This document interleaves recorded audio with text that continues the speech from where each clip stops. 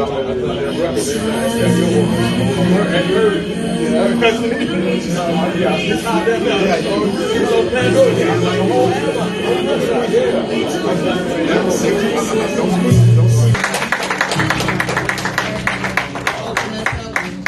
of the Old Testament and New Testament scripture.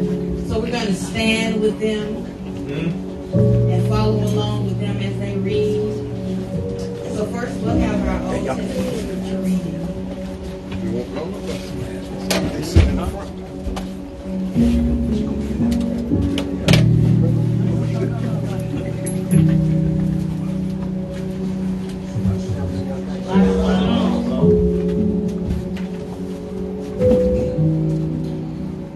Listen, people. I'm going to be reading from Deuteronomy chapter 6:49. Listen, people of Israel. The Lord is our God. The Lord is the only God. You must love the Lord, your God, with all your heart, with all your soul, and with all your strength. Always remember these commands that I give you today. Be sure to teach them to your children. Talk about these commands when you sit in your house and when you walk on the road.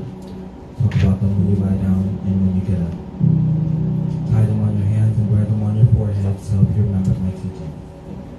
Write them on the doorpost. Then come in, Jesus with them into a place called Gethsemane, and saith unto the disciples, Sit ye here, while I go and pray yonder.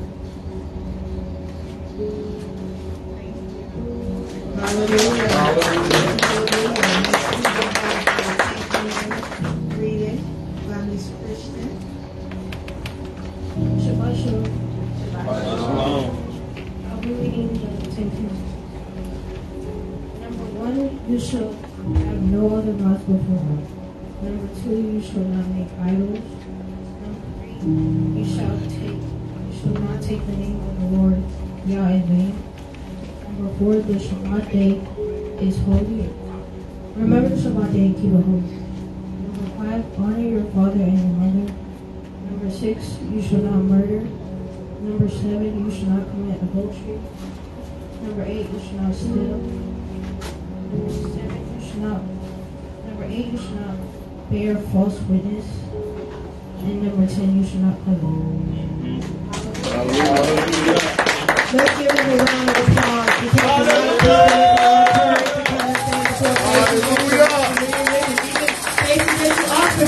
So I thank you all for reading for us.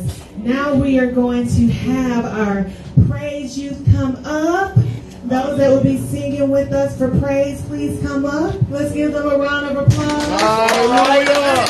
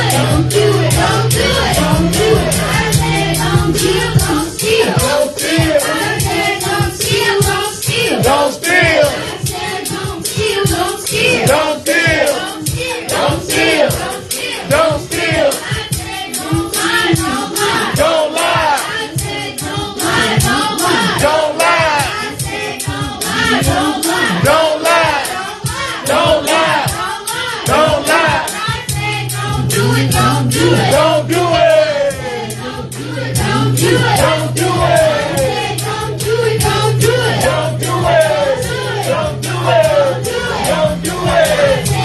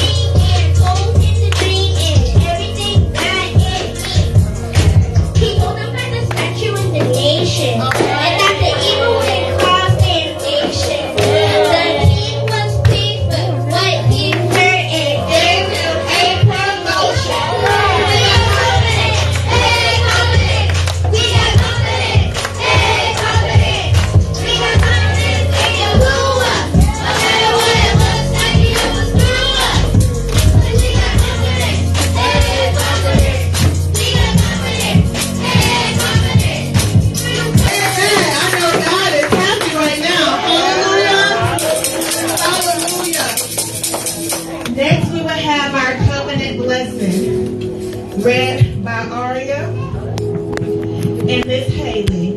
All right. If you want to come up for me, please.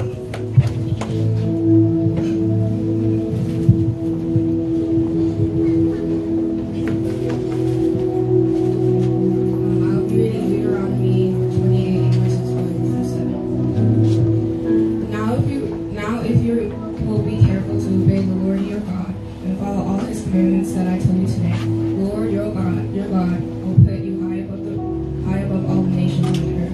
If you obey the Lord your God, all these blessings will come to you and be yours. He will bless you in the city and in the field. He will bless you and give you many children. He will bless your land and give you good crops. He will bless your animals and let them have many babies. He will bless you with cows and lambs. He will bless your baskets and pans and fill them with food. He will bless you at all times in everything you do. The Lord will help you defeat your enemies who come to fight against you. Hallelujah. Your enemies will come against you in one way, but they will run away from you in seven. Hallelujah.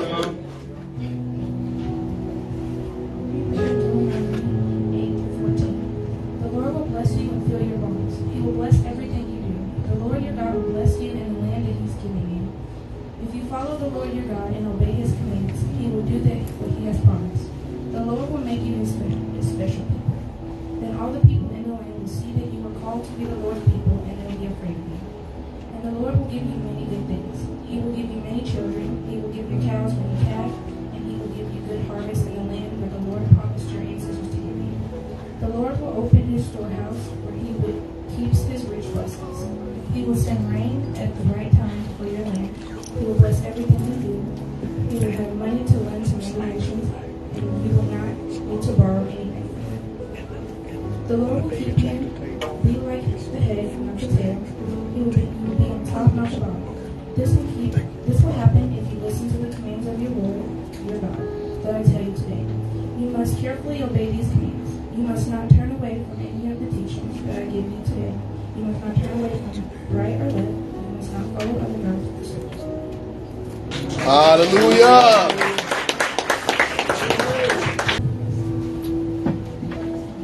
I may be small, but trust I'm still strong. Amen. Just because I'm a child doesn't mean I'm always wrong. That's right. Y'all can use me to speak a word out of my phone babies. Haven't you heard? Hallelujah. Hallelujah. You may miss a warning or even a blessing. If you don't listen, you may miss the next direction. If you ignore me, what are you teaching me? Am I invisible? Do you not see me? Come on. I am a human. I need to be heard. More importantly, I need you to teach me the word. That's right. All Not right. just by what you say, but also by what you do. Mm-hmm. And remember, Yah entrusted me to you. Hallelujah.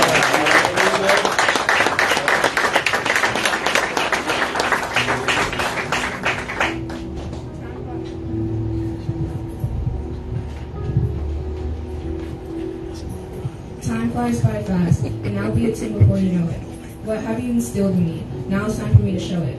Did you teach me Yah's word and how to praise and worship our Father above? Or that coming to church once a week is surely enough? Did you teach me that my voice and my experience in life matter to you? Or that work, social media, and personal relationships are important to you? Did you teach me Yah's grace, mercy, and love? Or get upset at all my mistakes and make me feel that I'm not good enough? Mom, Dad, I'm a reflection of you, because my reflection resemble Yeshua too.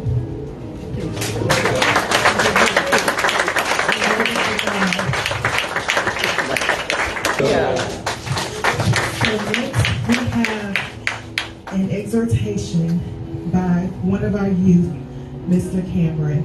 Please give him a round of applause. All right.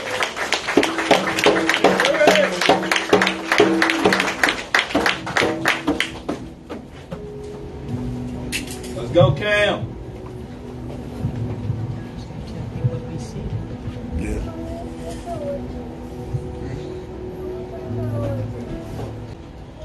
Deuteronomy 5:33 reads, "Walk in obedience to all that the Lord your God has commanded you, so that you may live and prosper and prolong your days in the land that you will possess."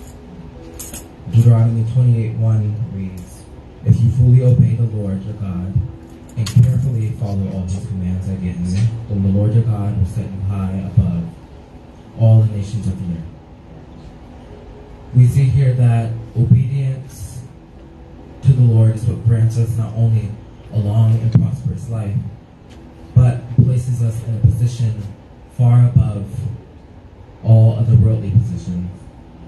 It secures us a spot in a nation that's far above all worldly nations, and it gets us a seat next to a king who's above all other kings. Obedience to the Father ultimately leads us to do great things within this earth. When we look at figures in the Bible who practice the utmost of obedience to Abba Yah, no matter what it may have cost them, we see miraculous works were done and pathways for God to move were made. Noah was obedient in rebuilding the ark, and thus the life of his family and many animals were spared, and the earth was able to repopulate. It was Moses' obedience that made way for the Lord to send 10 plagues to Egypt, which hardened Pharaoh's heart and then led to the freedom of the Israelites. And then much, much later on, we see that it was Mary's obedience and Mary's faith that allowed her to give birth to the Son of God. And it was Yeshua's ultimate example of obedience that gave all of humanity a way of salvation. Come on. Good. Different ways, and all that it has done is lead to heavier consequences for you to deal with. That's right.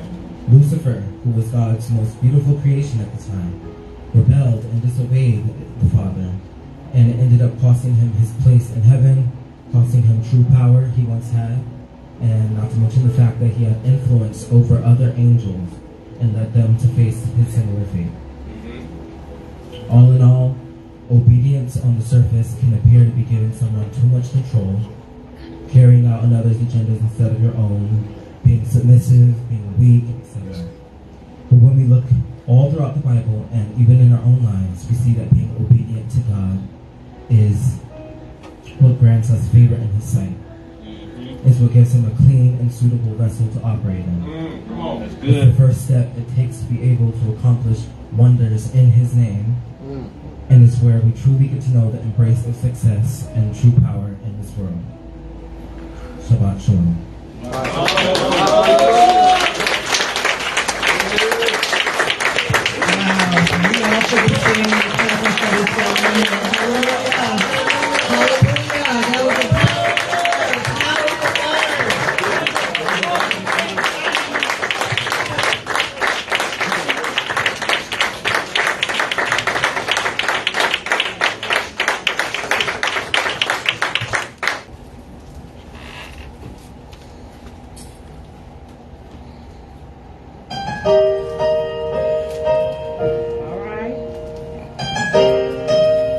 All right now. There's a voice that cries out in the silence, searching for a heart that will love Him, longing for a child that will give Him their all, give it all. He wants it all. And there's a God that walks over the earth. He's searching for a heart that is desperate, Come on, y'all. and longing for a child that will give Him their all, give it all. He wants it all. And He says, love me with your whole heart. He wants it all today. Hallelujah. Serve me with your life now. He wants it all today. Bow down, let go of your idols. He wants it all today. He wants it all today. He wants it all today. He wants it all. And there's a God that walks over the earth. He's searching for a heart that is desperate, longing for a child that will give Him their all, give it all. He